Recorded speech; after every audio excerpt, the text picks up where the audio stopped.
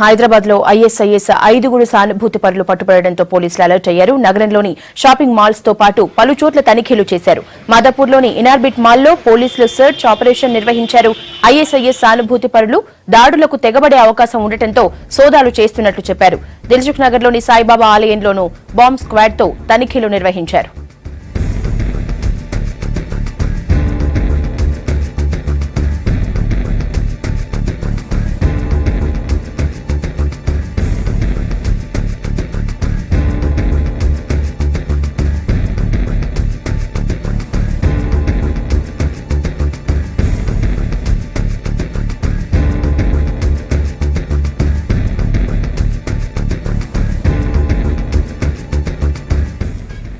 హైదరాబాద్ లో ఐఎస్ఐఎస్ 5 సానుభూతి పరులు పట్టుబడడంతో పోలీసులు అలర్ట్ అయ్యారు. నగరంలోని షాపింగ్ మాల్స్ తో పాటు పలు చోట్ల తనిఖీలు చేశారు. మాదాపూర్లోని ఇనార్బిట్ మాల్లో పోలీసులు సర్చ్ ఆపరేషన్ నిర్వహించారు. ఐఎస్ఐఎస్ సానుభూతి పరులు దాడులకు తెగబడే అవకాశం ఉండటంతో సోదాలు చేస్తున్నట్లు చెప్పారు.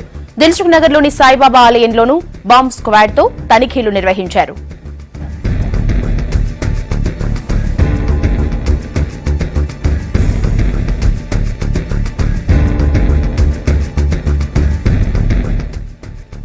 హైదరాబాద్ లో ఐసిస్ సానుభూతి పరుల అరెస్టుతో సిటీలోని ఐటీ కారిడార్ లో హై అలర్ట్ ప్రకటించారు పోలీసులు. లభించిన ఆధారాలు, విచారణలో తెలిసిన విషయాలను బట్టి టెర్రరిస్టులు గచ్చిబౌలిని టార్గెట్ చేసినట్లు తెలుస్తోంది. ఐటీ కారిడార్ లో వరుస బాంబు పేలుళ్లకు పాల్పడటం ద్వారా ప్రపంచ దృష్టిని ఆకర్షించొచ్చని ఐసిస్ ప్లాన్ చేసినట్లు సమాచారం. ఇందుకోసం పట్టుబడిన నిందితులు సీసీ కెమెరాలు, స్కానర్లకు చిక్కకుండా ప్రత్యేక పరికరాలు తయారు చేసినట్లు పోలీసులు గుర్తించారు.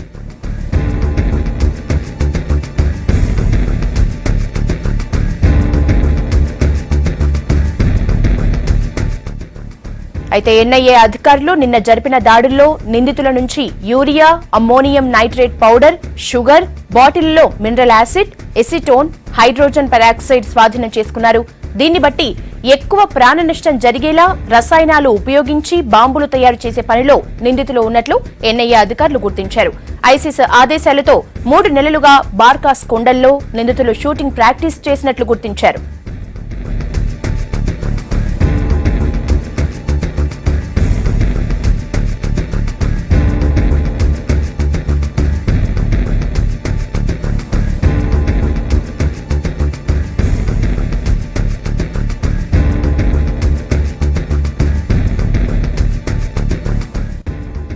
నిందితుల దగ్గర డిజిటల్ మ్యాప్లు, 6 ల్యాప్టాప్లు, 40 మొబైల్ ఫోన్లు, 32 సిమ్ కార్డులు, పెద్ద మొత్తంలో హార్డ్ డిస్క్లు, మెమరీ కార్డులు, పెన్ డ్రైవ్లు, డిజిటల్ ట్యాబ్లు లభించాయి. ఆధారాలు అదుపులోకి తీసుకున్న వ్యక్తుల నుంచి సేకరించిన సమాచారాన్ని బట్టి దేశంలోని పలు ప్రాంతాల్లో దాడులకు ప్లాన్ చేసినట్లు ఎన్ఐఏ అధికారులు అనుమానిస్తున్నారు. నిందితులను మరి కాసేపట్లో ఎన్ఐఏ స్పెషల్ కోర్టులో హాజరుపరచనున్నారు ఎన్ఐఏ అధికారులు. ఆ తర్వాత కస్టడీలోకి తీసుకుని ఢిల్లీలో విచారించనున్నారు. ఇందుకోసం 7 సభ్యుల ఎన్ఐఏ బృందం ఢిల్లీ నుంచి హైదరాబాద్ కు వస్తున్నట్లు సమాచారం.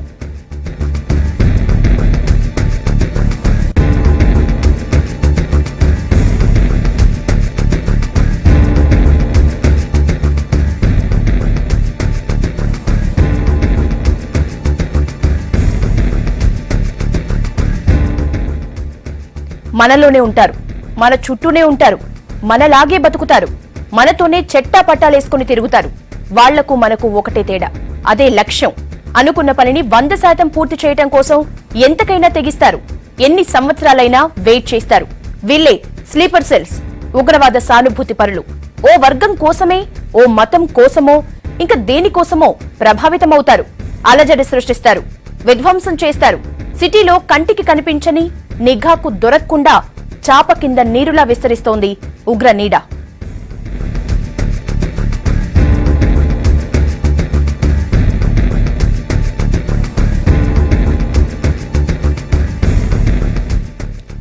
అందరూ చదువుకున్నవారే, ఉన్నత విద్యావంతులు కూడా వ్యాపారాలు చేసుకుంటున్నారు. ఎన్నో ఏళ్లుగా సిటీలోనే నివాసం ఉంటున్నారు. కారణమేమైనా కావచ్చు, స్లీపర్ సెల్ గా మారారు. ఐటీ కారిడార్ పై దాడికి పన్నాగం పన్నారు. భారీ విధ్వంసంతో భయాందోళనలకు గురి చేయాలని ప్లాన్ చేశారు. ఎన్నో ఏళ్లుగా వీరు ఈ పనుల్లో నిమగ్నమయ్యారు. ఇంట్లోనే టైమర్ బాంబులు తయారు చేసే పనిలో నిమగ్నమయ్యారు. ఎయిర్ గన్ తో తుపాకీ పేల్చటం నేర్చుకుంటున్నారు. సిటీలో ఇంత జరుగుతున్నా నేషనల్ ఇన్వెస్టిగేషన్ టీం వచ్చి అరెస్ట్ చేసే వరకు రాష్ట్ర పోలీసులు పసిగట్టలేకపోవటం ఆశ్చర్యం కలిగిస్తోంది. ఎంతో కాలంగా సాగుతున్న ఈ వ్యవహారం గుట్టుచప్పుడు కాకుండా నిర్వహిస్తుండటంతో స్థానికులు సైతం విస్మయానికి గురయ్యారు.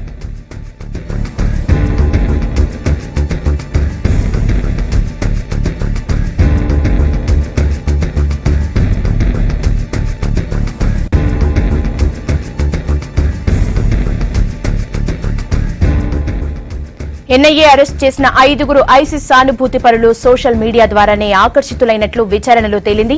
దీనికి సూత్రధారి యాజ్దాని గల్ఫ్ నుంచి సిరియా వెళ్లి ఇటీవలే హైదరాబాద్ కి వచ్చాడు. కొద్ది కాలం క్రితం హైదరాబాద్ కి వచ్చిన యాజ్దాని ఇంటర్నెట్ సెంటర్ ప్రారంభించాడు. ఫేక్ అడ్రస్లతో ఫేక్ బుక్ అకౌంట్స్ ఓపెన్ చేసి ఐసిస్ ఉగ్రవాదులతో సంప్రదింపులు జరిపేవాడు.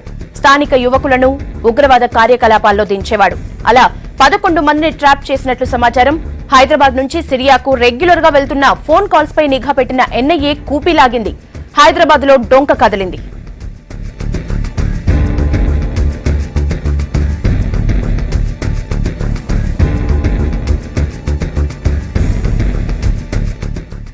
ఇదొక్కటే కాదు, 2 ఏళ్లలో ఇలాంటివి జరగటం ఇది 3వసారి.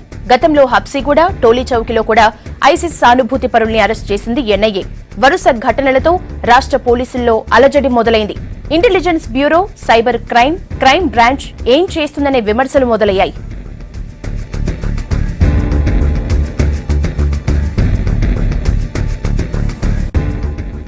ఉగ్ర కుట్ర బయటపడిన తర్వాత రాష్ట్ర పోలీస్ శాఖలో పరిణామాలు, విచారణ తీరు, అలాగే ఎన్ఐఏ ఇన్వెస్టిగేషన్ కు సంబంధించిన డీటెయిల్స్ క్రైమ్ బ్యూరో సంపత్ అందిస్తారు. సంపత్, ఈ సానుభూతి పరులు పెద్ద సంఖ్యలో బయటపడ్డారు. రాష్ట్ర పోలీసులు ఏమంటున్నారు దీనిపై? అలాగే ఎన్ఐఏ విచారణ ఎలా సాగుతోంది?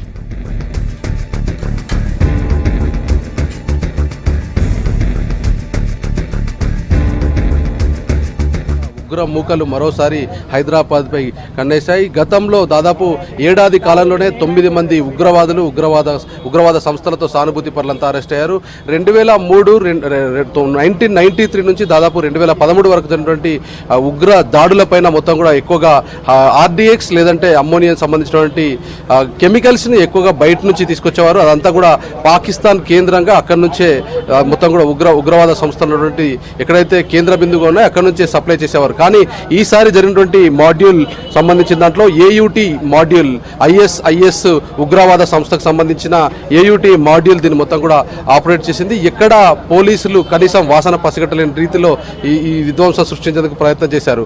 మొత్తానికి నేషనల్ ఇన్వెస్టిగేషన్ ఏజెన్సీ కనుక రంగంలోకి దిగి ఉగ్రవాదులకు సంబంధించినటువంటి ఆచూకీ తెలుసుకోలేకపోయినా, లేదంటే 3 నెలల నుంచి వాళ్ళు మానిటరింగ్ చేయకపోయినా మొత్తం కూడా చాలా పెను విధ్వంసం జరిగేది. మరో విధ్వంసానికి కేర్ ఆఫ్ అడ్రస్ గా హైదరాబాద్ ఉండేది. కానీ దీంట్లో లోకల్ పోలీసులకు సంబంధించినటువంటి వరకైతే విమర్శలు భారీ ఎత్తున వినిపిస్తున్నాయి. ఎందుకంటే స్పెషల్ బ్రాంచ్ పోలీసులు అలాగే ఇంటెలిజెన్స్ పోలీసుల వైఫల్యం, అలాగే పూర్తి స్థాయిలో ఉన్నటువంటి మొత్తం కూడా అంటే లోకల్ లా అండ్ ఆర్డర్ పోలీసులు కావచ్చు, వాళ్ళ యొక్క వైఫల్యం కొట్టొచ్చినట్టు కనిపిస్తుంది. ఎక్కడా కూడా స్థానిక పోలీసులకు సమాచారం లేకుండానే గతంలో జరిగినటువంటి ఇన్సిడెంట్లో ఇటు హబ్సిగూడ కావచ్చు, అలాగే టోలీ చౌకీలో గతంలో ఇమ్రాన్ మొయినుద్దీన్తో పాటుగా మరో ఏరియాలో అరెస్ట్ చేసినటువంటి క్రమంలో ఇక్కడ కూడా స్థానిక పోలీసులకి కనీస సమాచారం లేకపోవడం ఆశ్చర్యాన్ని కల్పిస్తోంది. ఇప్పుడున్నటువంటి ఈ 11 మంది ఎవరైతే ఇజ్దానికి సంబంధించిన దాంట్లో మొత్తం ఇబ్రహీం సంబంధించినటువంటి గ్యాంగ్ సంబంధించిన వ్యవహారంలో కూడా 14 నెలలుగా నగరంలో తిష్టవేశాడు. అలాగే ఇబ్రహీం 3 సార్లు సిరియాకు వెళ్ళొచ్చినట్టుగా ఎన్ఐఏ పోలీసులు గుర్తించినట్టుగా తెలుస్తోంది. ఇంత జరుగుతున్నా, ఇంత విధ్వంసానికి సంబంధించినటువంటి వ్యూహరచన జరుగుతున్నా ఇక్కడ పోలీసులు ఏం చేస్తున్నటువంటి విమర్శలు మొత్తానికైతే స్పష్టంగా కనిపిస్తున్నాయి. స్థానిక పోలీసులకు సమాచారం ఉందని చెప్పినప్పటికీ కొంతమంది పోలీసు ఉన్నతాధికారులు, దర్యాప్తు సంస్థలు అయితే దీన్ని విభేదిస్తున్నారు. దీంతో పాటుగా ఎందుకంటే 14 నెలలుగా ఇక్కడ ఉండడం, అలాగే సామాజిక మాధ్యమాల ద్వారా ఏదైతే సోషల్ వెబ్సైట్ నెట్వర్క్ల ద్వారా ఎప్పటికప్పుడు ఉగ్రవాద సంస్థలతో సత్సంబంధాలు కొనసాగిస్తూ వాళ్ళతో మాట్లాడుతూ, ఎందుకంటే అక్కడ సౌదీ అరేబియా నుంచి వచ్చినటువంటి ఒక వ్యక్తి రిటైర్డ్ ఎంప్లాయీ దీంట్లో ఉన్నాడు, బీబీఎస్ చదువుతున్నటువంటి ఒక విద్యార్థి, అలాగే ట్రిపుల్ ఈ చదువుతున్నటువంటి విద్యార్థి, ఒక మెకానిక్ గా పనిచేస్తున్నారు, ఒక అన్ఎంప్లాయిడ్ మొత్తం కూడా ఒక టీమ్ గా ఫామ్ అయ్యారు. అలాగే వనస్థలీపురంలోని ఒక ఏరియాలో దాదాపు 40 రోజుల పాటు వీళ్ళందరినీ ఒక గ్రూప్ గా మార్చి దాదాపు 40 రోజుల పాటు శిక్షణ కూడా ఇచ్చినట్టుగా విచారణలో బయటపడినట్టుగా తెలుస్తుంది. ఇంత వ్యూహరచన, ఇంత పకడ్బందీగా ఒక నెట్వర్క్ నడుస్తున్న క్రమంలో కనీసం దాని స్మెల్ ను కూడా ఎందుకు లోకల్ పోలీసులు పసిగట్టలేకపోయారు? నేషనల్ ఇన్వెస్టిగేషన్ ఏజెన్సీ రంగంలోకి దిగిన తర్వాతనే ఎందుకు వీళ్ళు పట్టుబడ్డారనే విషయంపైన అయితే పూర్తి స్థాయిలో విమర్శలు ఎదుర్కొంటున్నారు. ఇక దీంట్లో వాడినటువంటి వస్తువులకు సంబంధించిన దాంట్లో పూర్తి స్థాయిలో యూరియా,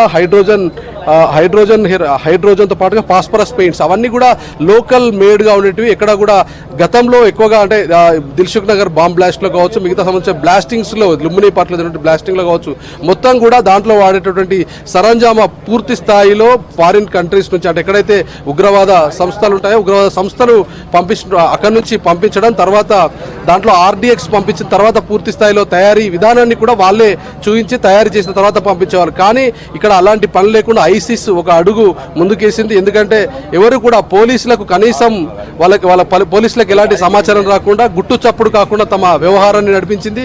మొత్తం కూడా లోకల్ ఉన్నటువంటి యూరియా, ఎందుకంటే రైతులు సాధారణంగా వాడే వస్తువు ఇది, మొత్తం కూడా యూరియా కానీ హైడ్రోజన్ కానీ ఫాస్ఫరస్ అలాగే పెయింట్స్ లాంటివన్నీ కామన్ గా విరివిగా మార్కెట్లో దొరికినటువంటి వస్తువు. దీనికి సంబంధించి పెద్దగా ఇవ్వడానికి కూడా ఆంక్షలు కూడా లేవు కాబట్టి ఇలాంటి ఐటమ్స్ ఎంచుకుంది. దీంట్లో కొన్ని ఇనుప గుళ్లను దీంట్లో అమర్చి పూర్తి స్థాయిలో ఒక మెకానిక్ ద్వారా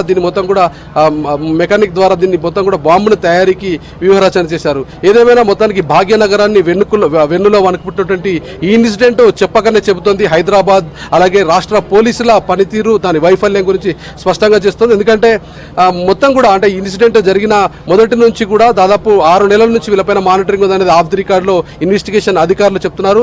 దీనికి సంబంధించి గతంలో అరెస్ట్ అయినటువంటి టోలీ చౌకీలో అరెస్ట్ అయినటువంటి ఇన్సిడెంట్ లో కూడా టోలీ చౌకీలో ఒక ఎలక్ట్రీషియన్ గతంలో అరెస్ట్ చేశారు. 14 నుంచి 15 సంవత్సరాలుగా ఒకే ప్రొఫెషన్లో ఉంటూ ఎలక్ట్రీషియన్గా పనిచేస్తూ ఎక్కడ అనుమానం రాకుండా ఉగ్రవాద సంస్థతో ఉన్నటువంటి మాడ్యూల్స్తో ఐఎం మాడ్యూల్తో సత్సంబంధాలు కొనసాగిస్తూ తాను పట్టుబడినటువంటి క్రమంలో కూడా పోలీసులకు కనీసం సమాచారం లేదు. అంటే దాదాపుగా అంటే ఎక్కడైనా కానీ స్థానిక పోలీసులు ప్రాథమిక సమాచారం ఇవ్వడం అనేది దాదాపు ఎక్కువగా ఎక్కడైనా కనిపించినటువంటి పరిస్థితి. కానీ స్థానిక పోలీసుల నుంచి సమాచారం రాకపోవడం, డైరెక్ట్గా ఇన్వెస్టిగేషన్ ఏజెన్సీలే రంగంలోకి దిగి విషయాన్ని తెలుసుకొని వ్యవహారాన్ని మొత్తం కూడా చెక్ పెట్టడం అనేది కొంత ఆశ్చర్యాన్ని కల్పిస్తున్న విషయం. ఎందుకంటే స్పెషల్ బ్రాంచ్ పోలీసులు రెగ్యులర్ గా దానికి సంబంధించినటువంటి టాస్క్ల వైజ్ గా వాళ్ళకు కూడా పూర్తి స్థాయిలో దాంట్లో బీట్ వైజ్ గా లేదంటే టాస్క్ వైజ్ గా వాళ్ళకి కొన్ని యాక్టివిటీస్ ఉంటాయి. వాళ్ళ యాక్టివిటీస్ వైజ్ గా వాళ్ళ యొక్క డ్యూటీస్ చేయాల్సి ఉంటుంది. దాంట్లో ఇటు మన ఇంటెలిజెన్స్ విభాగానికి తీసుకుంటే కౌంటర్ ఇంటెలిజెన్స్ సెల్ కావచ్చు, దాంతో పాటుగా స్పెషల్ బ్రాంచ్ లో స్పెసిఫిక్ గా ఇలాంటి అసాంఘిక కార్యకలాపాలు, అసాంఘిక శక్తుల పట్ల ఒక నజర్ పెట్టడానికి ఒక ప్రత్యేక వింగ్స్ కూడా ఉన్నాయి. ఇలాంటి వింగ్స్ ఉన్నప్పటికీ దాన్ని ఎందుకు పసిగట్టగలవు? దీంతో పాటుగా హైదరాబాద్ నగరంతో పాటుగా ఇతర జిల్లాల్లో కూడా తెలంగాణ రాష్ట్రం ఏర్పడిన తర్వాత నిత్యం కార్డాన్ సెర్చ్లు అలాగే ప్రిస్కింగ్లు చెకింగ్లు ఎక్కువగా చేస్తున్నారు. అయినప్పటికీ అలాంటి ప్రిస్కింగ్స్ చెకింగ్స్ కార్డాన్ సెర్చ్లు చేసినా ఎందుకు ఇలాంటి ఉగ్రముఖలకు సంబంధించిన జాడ పసిగట్టలేకపోయారు? అంటే తూతు మంత్రంగా ఇవి సాగుతున్నాయన్నటువంటి ఒక విమర్శ కూడా కనిపిస్తుంది. ఏదేమైనా రాష్ట్ర పోలీసుల వైఫల్యం స్పష్టంగా కనిపిస్తుంది. పోలీసు ఉన్నతాధికారులు అయితే దీన్ని విభేదిస్తున్నారు. కానీ మనం మాట్లాడినప్పుడు ఇన్వెస్టిగేషన్ ఏజెన్సీలు ఎలాంటి టాస్క్ కానీ లేదంటే ఎలాంటి క్లూస్ లేకుండా లోకల్ పోలీసులతో సంబంధం లేకుండానే ఈ కేసును డిటెక్ట్ చేశామని చెప్తున్నారు. ఇక ఈ ఆపరేషన్ మొత్తం కూడా చాలా స్థానికంగా ఉన్నటువంటి వ్యక్తుల్ని ఉద్యోగులుగా ఉన్నటువంటి వెల్ ఎస్టాబ్లిష్డ్ ఎడ్యుకేటెడ్ గా ట్రిపుల్ BBA లాంటి ఎడ్యుకేషన్ చదివిన వాళ్ళు, అలాగే సాఫ్ట్వేర్ ఉద్యోగులుగా స్థిరపడ్డ వాళ్ళు, దాంతో పాటుగా కంప్యూటర్ ప్రొఫెషన్స్ లో దాదాపు 30 సంవత్సరాల నుంచి 40 సంవత్సరాల సేవలు అందించి ఫారిన్ నుంచి స్వదేశానికి తిరిగి వచ్చిన వాళ్ళను, దాంతో పాటుగా కొంతమంది నిరుద్యోగులను, మెకానిక్స్ గా ఉన్నటువంటి వాళ్ళను, పేదరికంలో మగ్గుతున్న వాళ్ళను రొంపిలోకి దింపుతున్నారు. రొంపిలోకి దింపి ఉగ్రవాద సంస్థలు తాము అనుకున్నటువంటి పనిని చేస్తున్నాయి.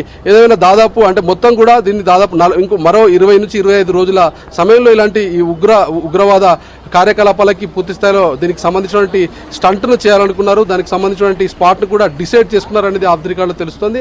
మొత్తానికి ఆఖరి క్షణంలో పోలీసులు రంగప్రవేశం చేసి ఎక్స్ప్లోజివ్ మెటీరియల్ని అలాగే 11 మంది టీంను మొత్తం కూడా ఒక జాయింట్ టీమ్గా ఏర్పడి మొత్తం కూడా ఎవరెవరు ఏం చేయాలి దాని విషయాలపైన పూర్తి స్థాయిలో అవగాహనతో ఉండి ఐసిస్ చెప్తున్నటువంటి మాటలకు, ఐసిస్ ఇస్తున్నటువంటి డైరెక్షన్స్ కి అనుగుణంగా పనిచేస్తున్నటువంటి ఒక టీంను బట్టబయలు చేశారు. ఈ ఇన్సిడెంట్ బేస్ చేసుకునైనా పోలీసుల పనితీరులో మెరుగుపడాలనేది అందరూ కోరుకుంటున్నారు.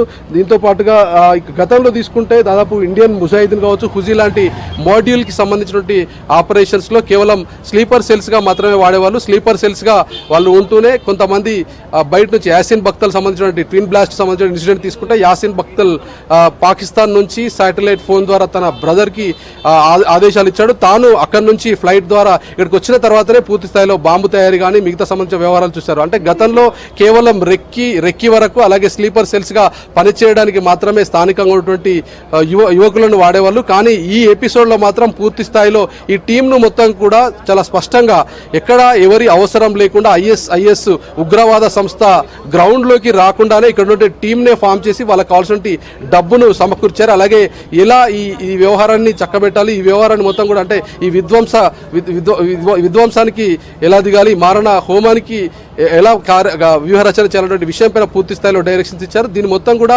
సోషల్ వెబ్సైట్ ద్వారానే ముందుగా దాదాపు 3 నెలల పాటు మొత్తం కూడా సోషల్ వెబ్సైట్స్ ద్వారా అలాగే ఫేస్బుక్ లాంటి సామాజిక మాధ్యమాల ద్వారానే మొత్తం కూడా మొత్తం ఒక బ్రీఫింగ్ తీసుకున్న తర్వాత ఆ బ్రీఫింగ్ ను బేస్ చేసుకొని ఇబ్రహీం ఒక టీంను ఫామ్ చేసుకున్నాడు. ఆ టీం మొత్తం కూడా ఐఎస్ఐఎస్ ఉగ్రవాద సంస్థ పెట్టినటువంటి నిబంధనలకు అనుగుణంగానే తను రిక్రూట్ చేసుకున్న తర్వాత ఇక షూట్ సంబంధించి ఎందుకంటే మొత్తం కూడా ఈ మొత్తం కూడా తుపాకులతో కాల్పులు జరపడం అలాగే దీనికి సంబంధించిన శిక్షణ వ్యవహారంలో చంద్రాయన్ గుట్ట లాంటి ప్రాంతాన్ని ఎంచుకొని అక్కడ దాదాపు 20 నుంచి 25 రోజుల పాటు ఒక శిక్షణ కూడా తీసుకున్నారు.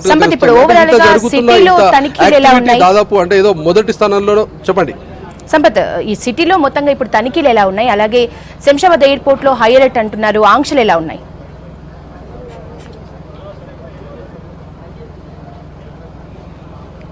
ఎప్పుడైతే దాదాపు నిన్న ఉగ్రవాదులకు సంబంధించినటువంటి వ్యవహారం బట్టబయలిన తర్వాత నిన్న దాదాపు మధ్యాహ్నం నుంచి కూడా ఆంక్షలు కొనసాగుతున్నాయి. హైదరాబాద్లో చాలా స్పెసిఫిక్ ఏరియాల్లో రద్దీగా ఉన్నటువంటి ప్రాంతాల్లో ఉన్నటువంటి బస్ స్టాండ్లు, రైల్వే స్టేషన్లు అలాగే ఎయిర్పోర్ట్ లాంటి ఏరియాలో మొత్తం కూడా క్షుణ్ణంగా తనిఖీలు చేస్తున్నారు. అలాగే ఎయిర్పోర్ట్లోకి వెళ్ళేటటువంటి వాళ్ళకి విజిటింగ్ సంబంధించిన విజిటర్స్ని అలో చేయడం లేదు. రెడ్ అలర్ట్ ప్రకటించారు. ఇప్పటికే మొత్తం కూడా గుంపులుగా తిరగడం కానీ లేదంటే ఏదైనా అసంఖ్య శక్తులు కనిపించినా వాటిని పట్టుకోవాలంటూ పూర్తి స్థాయిలో task force, law and order పోలీసులు అలాగే స్పెషల్ బ్రాంచ్ ఇంటెలిజెన్స్ పోలీసులు రంగంలోకి దిగిన కండిషన్ అయితే కనిపిస్తుంది. ఎందుకంటే ఓవైపు ఎన్ఐఏ నేషనల్ ఇన్వెస్టిగేషన్ ఏజెన్సీ 11 మందిని దర్యాప్తు చేస్తూ ఉండడం, అలాగే మరో 5 వరకు పరారులో ఉన్నటువంటి ఒక ప్రాథమిక సమాచారం ఉంది. వీళ్లకు కీ టోన్స్గా అలాగే వీళ్ళకు సరౌండింగ్లో ఉండి కొంత చేదోడు వాదోడుగా ఉన్నటువంటి మరో 5 సంబంధించిన ఇన్ఫర్మేషన్ తెలియాలనేది వాళ్ళు చెప్తున్నారు. సో ఈ నేపథ్యంలోనే ఎక్కడ కూడా అలజడి జరగకుండా ఒకవైపు దర్యాప్తు చేసినటువంటి క్రమంలో మరోవైపు విధ్వంసకాండ కానీ లేదంటే ఉగ్రవాద సంబంధించిన యాక్టివిటీస్ జరగకుండా